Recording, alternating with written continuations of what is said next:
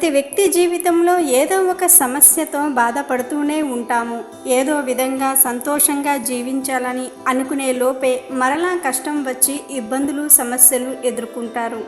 కొంతమందికి దరిద్రం తమ వెంటే ఉన్నట్లు, ఏం చేసినా కలిసి రాకపోవటం, ఎప్పుడూ ఏదో ఒక సమస్యలు రావటం, తమ జీవితంలో సంతోషాల కన్నా కష్టాలే ఎక్కువగా ఉంటూ ఉంటాయి.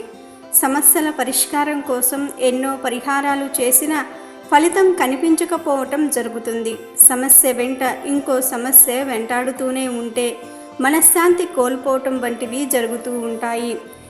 అయితే ఎటువంటి తీవ్రమైన సమస్యలతో బాధపడినా, ఏ ఇతర సమస్యలతో అయినా బాధపడుతున్న వారు ఇప్పుడు మనం చెప్పుకోబోయే పరిష్కారాన్ని గనుక చేసినట్లయితే తప్పక దరిద్ర బాధలన్నీ తొలగిపోతాయని పండితులు చెప్తున్నారు.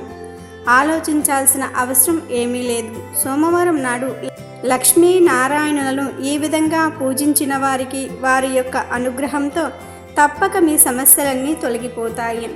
సోమవారం చాలా మంచి రోజుగా భావిస్తూ ఉంటారు.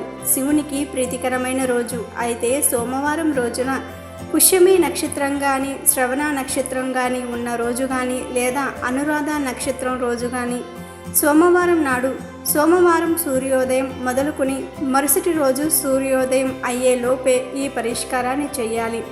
సోమవారం ఉదయాన్నే నిద్రలేచి రోజువారీ పనులను ముగించుకొని శుభ్రంగా స్నానం చేసి ముందుగా మీ ఇష్ట దైవాన్ని పూజించాలి. ఆ తరువాత శక్తివంతమైన లక్ష్మీ నరసింహస్వామిని ఏర్పాటు చేసుకొని పూజించాలి. ప్రదోష కాలంలో లక్ష్మీ నరసింహస్వామిని పూజిస్తే ఈతి బాధలు, శని దోషం తొలగిపోతుంది. ఇంకా శ్రీ లక్ష్మీ నరసింహస్వామిని కొబ్బరి నీళ్లు, పాలు, తేనె, పసుపు, చందనం వంటి వస్తువులతో అభిషేకం చేస్తే సకల సంపదలు చేకూరతాయని జ్యోతిష్య పండితులు చెప్తున్నారు.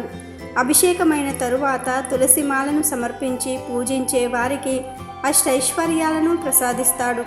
లక్ష్మీ నరసింహస్వామిని పూజించే వారికి తీరని రుణబాధలు, మానసిక ఆందోళనలు తొలగిపోతాయి. ఇంకా మంచి ఫలితాలు కలుగుతాయి. కాబట్టి సోమవారం నాడు లక్ష్మీ నరసింహస్వామిని ఇప్పుడు మనం చెప్పుకున్న విధంగా పూజించి మీ మనసులో సంకల్పాన్ని చెప్పుకున్నట్లయితే తప్పక ఆ స్వామి మన కోరికలను నెరవేరుస్తారు. లక్ష్మీదేవి మనల్ని వరించి మనకు ఉన్న కష్టాలన్నీ కూడా తొలగిస్తుంది. సంతోషంగా మీ కుటుంబంతో కలిసి ఏ సమస్యలు లేకుండా అనుకున్నవి సాధించి మీ కష్టాల నుండి విముక్తిని పొంది హాయిగా జీవిస్తారు. వీడియో నచ్చితే లైక్ చేయండి, షేర్ చేయండి, బట్ సబ్స్క్రైబ్ చేసుకోవడం మర్చిపోవద్దు.